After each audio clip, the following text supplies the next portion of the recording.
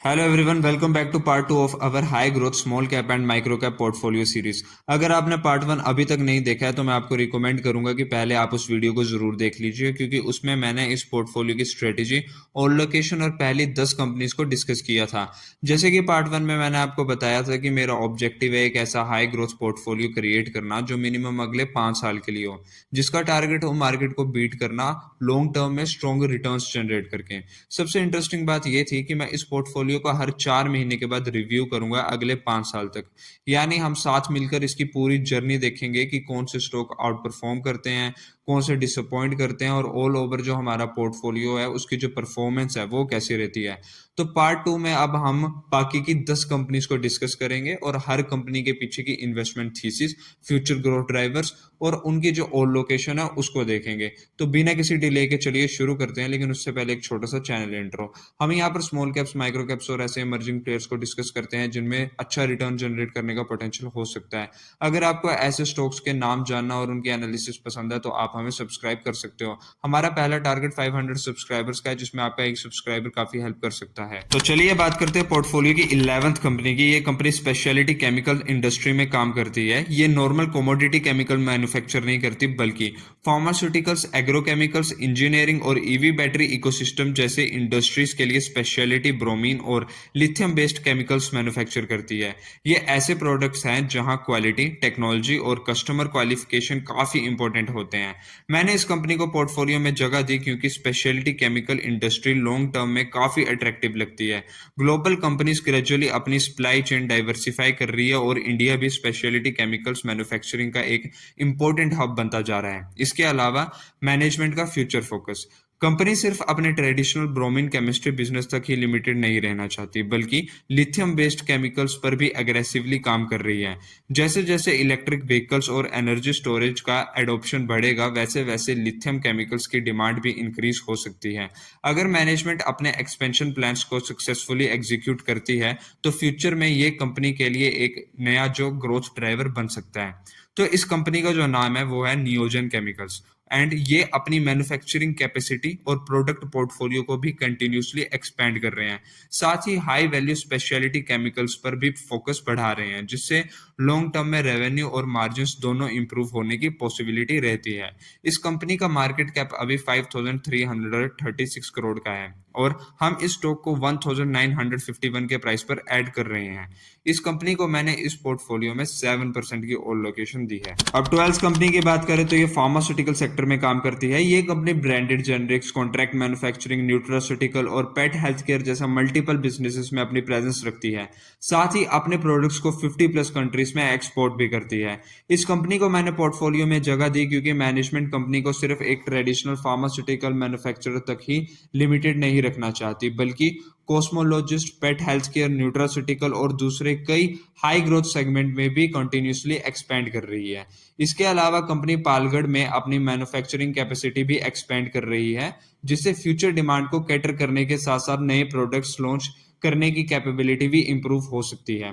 तो इस कंपनी का नाम है फ्रेडन फार्मा, और क्योंकि कंपनी का एक्सपोर्ट बिजनेस भी काफी स्ट्रॉन्ग है, इसके 697 प्रोडक्ट्स पहले से ही ग्लोबली रजिस्टर्ड हैं, जबकि 1200 से ज्यादा प्रोडक्ट रजिस्ट्रेशंस पाइपलाइन में हैं। अगर मैनेजमेंट इन अप्रूवल्स को सक्सेसफुली कन्वर्ट करती है तो लॉन्ग टर्म में इंटरनेशनल मार्केट में कंपनी की प्रेजेंस और भी स्ट्रॉन्ग हो सकती है। इसका मार्केट कैप अभी 1436 करोड़ का है और हम इस स्टॉक को 2605 के प्राइस पर ऐड कर रहे हैं। अभी कंपनी ने बोनस इशू भी अनाउंस किया है, तो इसलिए बोनस के बाद इसका प्राइस जो है वो चेंज हो सकता है। इस कंपनी को मैंने इस पोर्टफोलियो में 4% की ऑल लोकेशन दी है। अब बात करते हैं पोर्टफोलियो की 13th कंपनी की। ये कंपनी पावर इलेक्ट्रॉनिक्स की इंडस्ट्री में काम करती है। ये company rectifiers, transformers, inverters, battery chargers और पावर इलेक्ट्रॉनिक सिस्टम डेवलप करती है, जो Indian railways, metros, defence, renewable energy और इंडस्ट्रियल एप्लीकेशंस जैसे मल्टीपल सेक्टर में यूज होते हैं। मैंने इस कंपनी को पिक किया क्योंकि मैनेजमेंट का focus higher value added products पर है।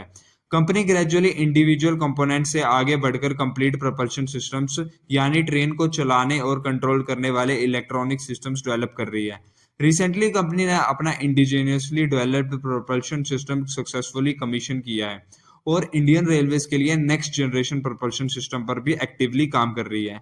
साथ ही मैनेजमेंट इनोवेशन, इंडिजिनियस टेक्नोलॉजी और नए पावर इलेक्ट्रॉनिक सोल्यूशन पर भी कंटिन्यूसली फोकस कर रही है। तो इस कंपनी का नाम है हिंद रेक्टिफायर।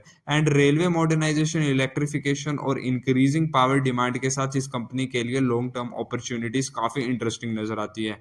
इस कंपनी का मार्केट कैप अभी 4,382 करोड़ का है और हम इस स्टॉक को 1,276 के प्राइस पर ऐड कर रहे हैं। इस कंपनी को मैंने इस पोर्टफोलियो में 5% की और लोकेशन दी है। अब 14th कंपनी की बात करें तो ये कंपनी हैवी इंजीनियरिंग और प्रोसेस इक्विपमेंट इंडस्ट्री में काम करती है। इस कंपनी की खासियत ये है कि ये कोई नॉर्मल इंजीनियरिंग प्रोडक्ट्स मैन्युफैक्चर नहीं करती, बल्कि heat exchangers, pressure vessels, reactors और दूसरे क्रिटिकल प्रोसेस इक्विपमेंट बनाती है जो oil and gas, chemicals, power, nuclear, hydrogen और फार्मास्यूटिकल इंडस्ट्रीज में यूज होते हैं। इस कंपनी को पोर्टफोलियो में ऐड करने का सबसे बड़ा रीजन है इसका हाई वैल्यू निच बिजनेस। ये ऐसे प्रोडक्ट्स मैन्युफैक्चर करती है जहां इंजीनियरिंग एक्सपर्टीज, क्वालिटी स्टैंडर्ड्स और कस्टमर अप्रूवल्स काफी इंपॉर्टेंट होते हैं। इसी वजह से इस सेगमेंट में एंट्री बैरियर्स भी रिलेटिवली हायर देखने को मिलते हैं। दूसरी चीज जो मुझे काफी इंटरेस्टिंग लगी वो है मैनेजमेंट का future ready approach. Company gradually hydrogen, clean energy, sustainable aviation fuel और न्यूक्लियर एनर्जी जैसे इमर्जिंग सेक्टर्स के लिए भी इक्विपमेंट सप्लाई कर रही है। मेरे हिसाब से ये ऐसे सेक्टर्स हैं जहां आने वाले सालों में काफी अच्छी ग्रोथ देखने को मिल सकती है। तो इस कंपनी का नाम है अनूप इंजीनियरिंग और इनकी रीसेंट कॉन कॉल में मैनेजमेंट ने बताया कि उन्होंने लगभग 200 करोड़ का ऑर्डर इंटेंशनली एक्सेप्ट नहीं किया क्योंकि उनके हिसाब से उसमें मार्जिन्स अट्रैक्टिव नहीं थे। उनका फोकस सिर्फ ऑर्डर बुक या रेवेन्यू बढ़ाने पर नहीं बल्कि हेल्दी मार्जिन्स के साथ प्रॉफिटेबिलिटी ग्रोथ पर भी है। मेरे हिसाब से लॉन्ग टर्म में ये स्ट्रेटेजी बिजनेस क्वालिटी और प्रॉफिटेबिलिटी दोनों को सपोर्ट कर सकती है। साथ ही कंपनी का ऑर्डर बुक भी हेल्दी है जो फ्यूचर ग्रोथ की अच्छी विजिबिलिटी देता है। इस कंपनी का मार्केट कैप अभी 4,179 करोड़ का है और हम इस स्टॉक को 2,085 के प्राइस पर ऐड कर रहे हैं।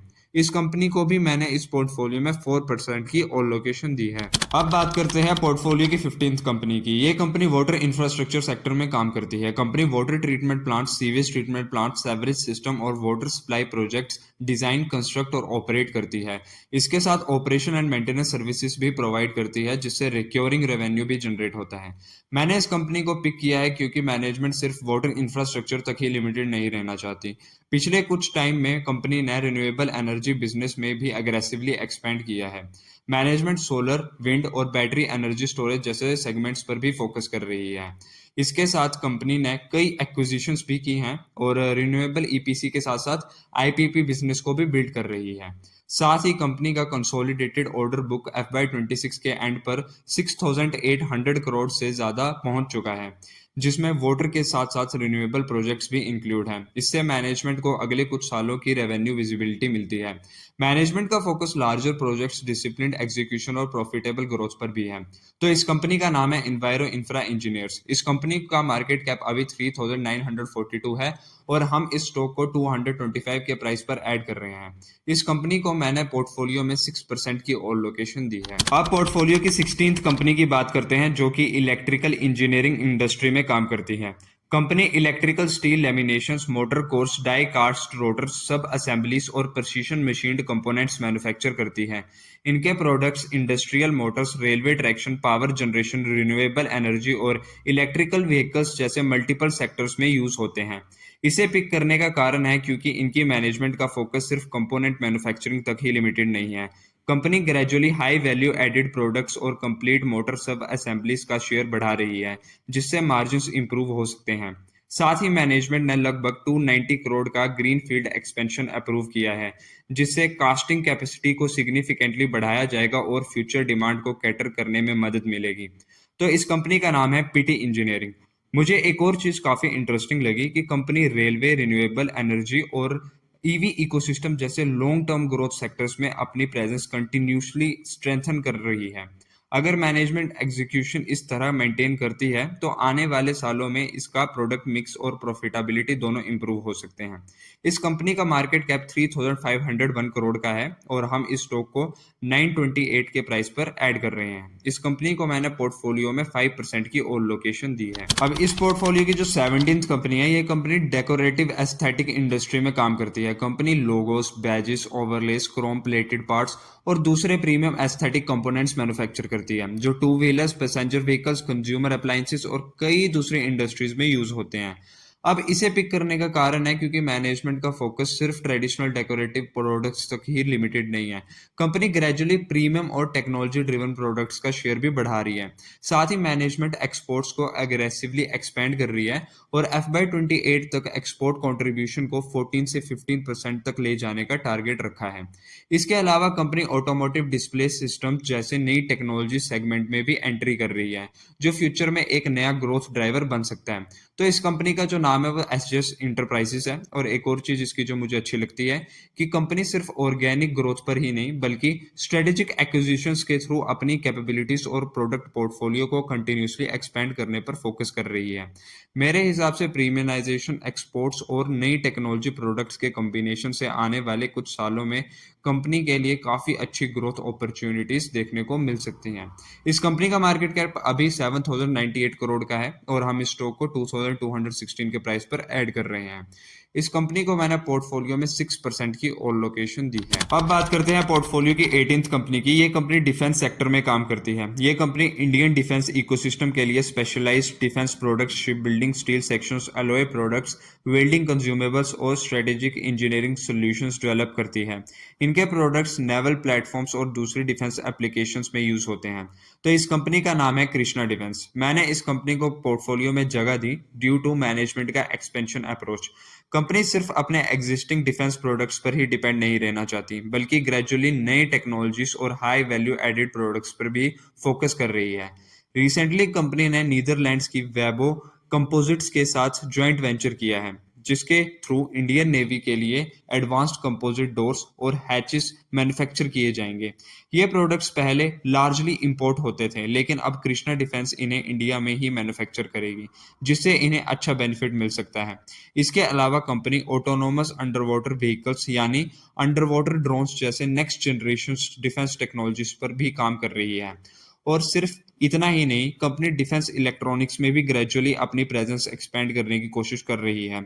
इस कंपनी का मार्केट कैप अभी 1917 करोड़ का है और हम इस स्टॉक को 1283 के प्राइस पर ऐड कर रहे हैं। इस कंपनी को मैंने पोर्टफोलियो में 4% की ओल लोकेशन दी है। अब पोर्टफोलियो की 19th कंपनी ईवी चार्जिंग और क्रिटिकल पावर सोल्यूशन इंडस्ट्री में काम करती है। ये एसी और डीसी ईवी चार्जर्स मैन्युफैक्चर करती है। इसके साथ टेलीकॉम इंफ्रास्ट्रक्चर, डाटा सेंटर्स और क्रिटिकल एप्लीकेशंस के लिए पावर बैकअप और एनर्जी स्टोरेज सॉल्यूशंस भी प्रोवाइड करती है। मैंने इस कंपनी को पिक किया क्योंकि मैनेजमेंट का फोकस सिर्फ इंडिया के ईवी चार्जिंग मार्केट तक ही लिमिटेड नहीं है।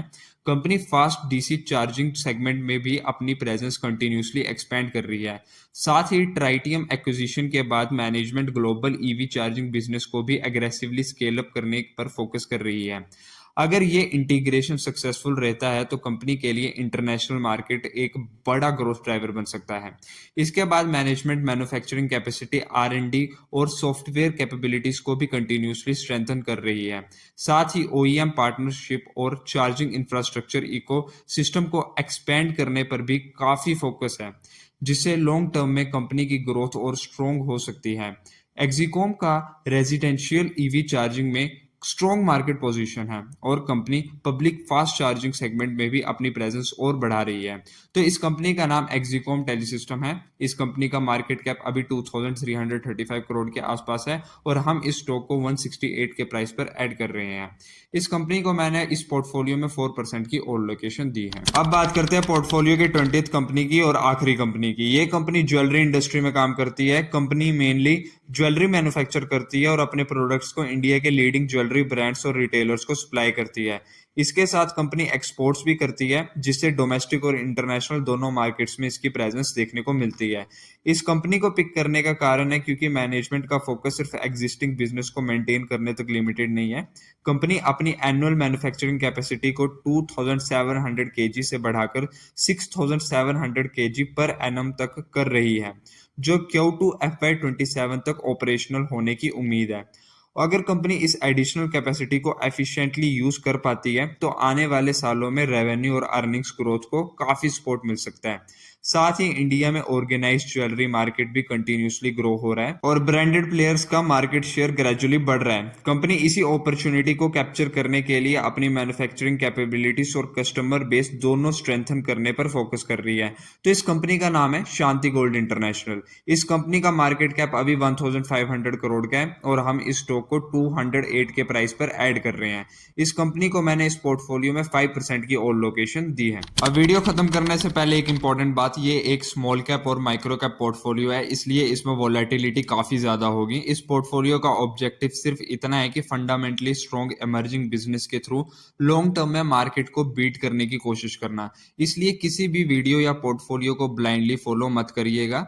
Bondada engineering, Airfloa, D development engineering और भी कई सारी अच्छी कंपनीज हैं। कंपनी को सिर्फ नाम सुनकर या उसको देखकर कभी भी इन्वेस्ट मत करना, बल्कि उसके फ्यूचर ग्रोथ ट्रिगर्स, मैनेजमेंट और बिजनेस को समझकर ही इन्वेस्ट करना। मैं इस पोर्टफोलियो को अगले 5 साल तक हर 2 या 3 बार, मतलब हर साल इसको रिव्यू करूंगा। अगर कभी किसी कंपनी को रिप्लेस करने की जरूरत होगी या कोई और बेटर अपॉर्चुनिटी मिली तो उसके बारे में भी मैं उस टाइम आपसे डिस्कस जरूर करूंगा। आज हमने सिर्फ इन 20 कंपनीज का ओवरव्यू देखा है। आने वाले वीडियोस में इन सभी कंपनीज और भी मतलब इंटरेस्टिंग अपॉर्चुनिटीज को मैं डिटेल्ड में एनालाइज करूंगा। और एक इंपॉर्टेंट डिस्क्लेमर, मैं सेबी रजिस्टर्ड इन्वेस्टमेंट एडवाइजर नहीं हूँ और ये जो वीडियो ये एजुकेशनल पर्पस के लिए है। इन्वेस्टमेंट करने से पहले हमेशा अपनी जो खुद की रिसर्च है वो जरूर करिएगा। कमेंट्स में जरूर बताना कि इन 20 कंपनीज में से आपकी फेवरेट कंपनी कौन सी है और किस में आप इन्वेस्टेड हो। अगर वीडियो आपको वैल्यूएबल लगी हो तो फिर लाइक, कमेंट और सब्सक्राइब जरूर करना। हमारा पहला टारगेट 500 सब्सक्राइबर का है, उसे पूरा करिए और मिलते हैं फिर अगली इंटरेस्टिंग वीडियो में। Thank you so much.